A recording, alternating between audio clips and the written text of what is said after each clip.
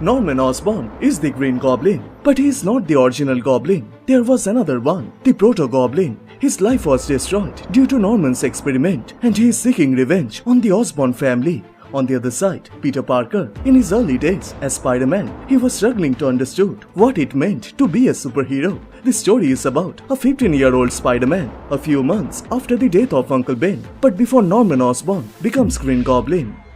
Welcome to Comicstube YouTube channel. In today's video, we will review Chapter 1 of Spider-Man Shadow of the Green Goblin. So if you guys are new here, please subscribe and turn on all the notifications to never miss any future uploads. Please like, comment and share. All the text and images are owned by its respected company. You can support them by purchasing it digitally or from any offline stores. The issue opens up with Peter Parker, who is talking about his struggle-full life when he was a 15-year-old kid. He lost both of his parents. Aunt May and Uncle Ben stepped in to raise the kid. They couldn't heal all of his wounds, but they loved him with all their hearts, and Peter loved them in return. But to everyone, Peter was a freak, an outcast. But then, a radioactive spider came into his life, and it changed everything. He gained extraordinary powers with an extraordinary ego. The media called him the amazing Spider-Man. The outcast became a star. But tragedy struck again. His beloved Uncle Ben was murdered by a burglar that Peter could have stopped.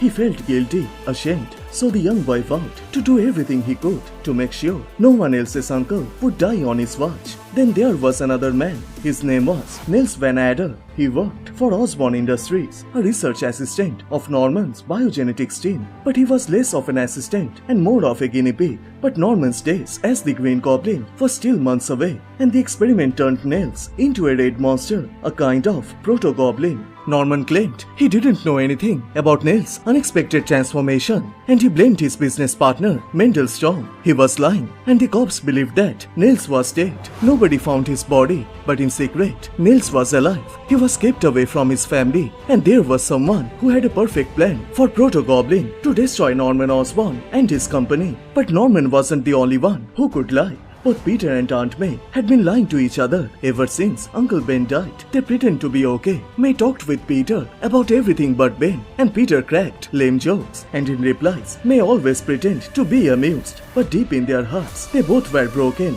They couldn't just talk to each other, express how they really felt, and Peter believes they were trying to protect each other or protect themselves.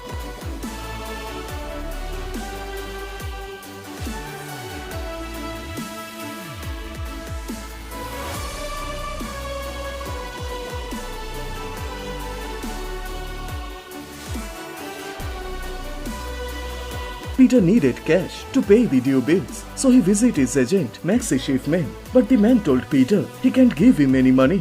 Ever since Jameson went against Spider-Man, the work has dried up. Everyone's afraid of him now.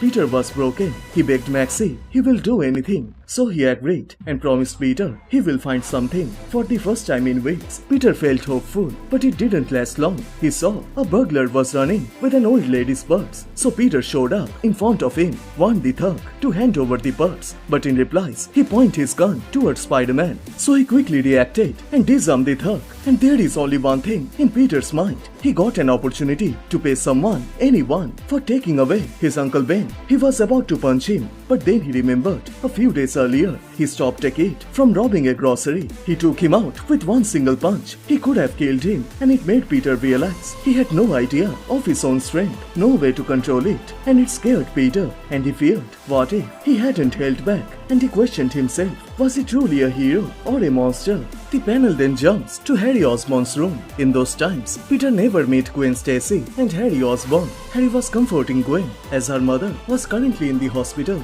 So while talking, Gwen also asked Harry about his mother. So Harry replies, he doesn't know a lot. She died when he was only a year old. He doesn't really remember her, but sometimes he feels she is still out there, somewhere. She is not dead. Harry then told Gwen he is lucky to have her in his life. But then Norman entered in that room. He comforted Gwen and told her if she needs anything, he is here for her. The same man who murdered the same girl he pretended to comfort that day. He also made Harry's life a living hell. Peter knows Norman was mentally ill, but he can't forgive him for what he did to his son and to Gwen. Disheartened by his father's words, Harry then takes Gwen to somewhere else. On the other side, Peter visited a kid's birthday party. Maxie gave him the offer, and in return, Peter will earn some money. But the kid was in doubt. He questioned Spidey if he is the real or not. He did all these stunts, proved his strength, but that kid wasn't impressed, and it drove Peter angry. First Jameson, and now these kids. He was about to leave the party, but then the kid's mother stopped him. She told him the boy recently lost his father, and since then he was acting strangely. Peter felt bad, so to make his day better, he took the boy for a ride, swinging into the city. Even in present day, Peter is still keep in touch with that boy, sending him birthday cards every year. He is a doctor now, helping thousands of lives, and it makes him the real superhero. The mother told Peter to take the money, but he refused to take it. He really enjoyed the time, and in return, Peter took her blessing.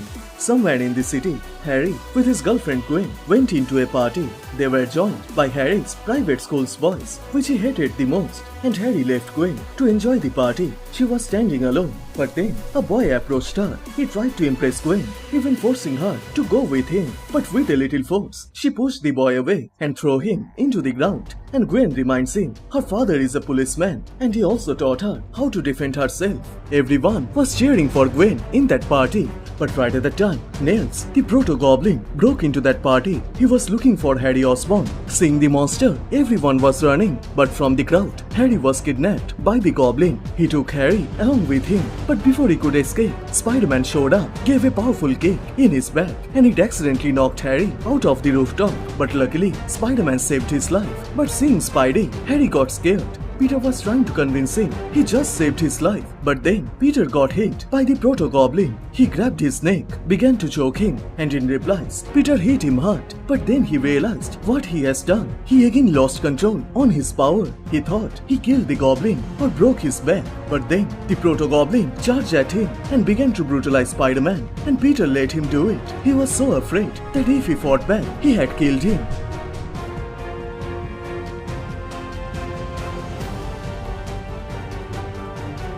After giving a hard kick into his head, the Goblin went after Harry. Gwen was also there, but before he can grab him, Spider-Man pulled him back with his web. He tried his best to keep the monster away from Harry, but in return, he got smashed in the face, and Peter was thrown across the landscape.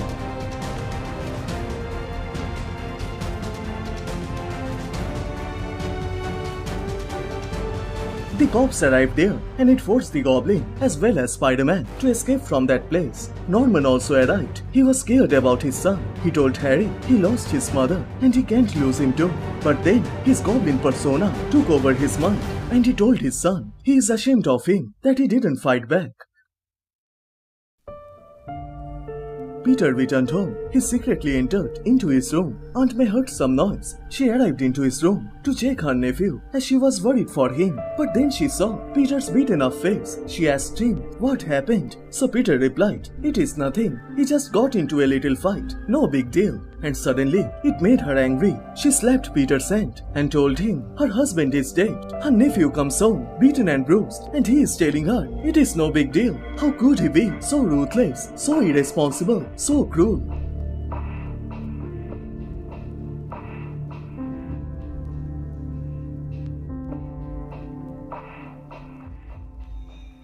Peter was left alone. He was thinking about his life, crying the whole night. And on the other side, the same thing happened to Niels, the Proto Goblin. He told his boss he can't do this anymore. He wants to return to his family. So the boss ordered him, do his job then. The security will increase around Norman. So Niels assured her that won't stop him. So the lady ordered him to go and bring Harry Osborn to her son. And it seems it is Harry's mother who was supposed to be dead, but it looks like she is alive somehow, and she wants her son from Norman Osborn.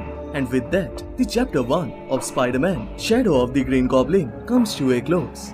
So which part you like the most? Please share them on the comment section down below, and please like this video and do subscribe, as this will motivate me to make more contents. Thank you so much for watching. Everyone stay safe, and I will see you guys in the next one. Bye.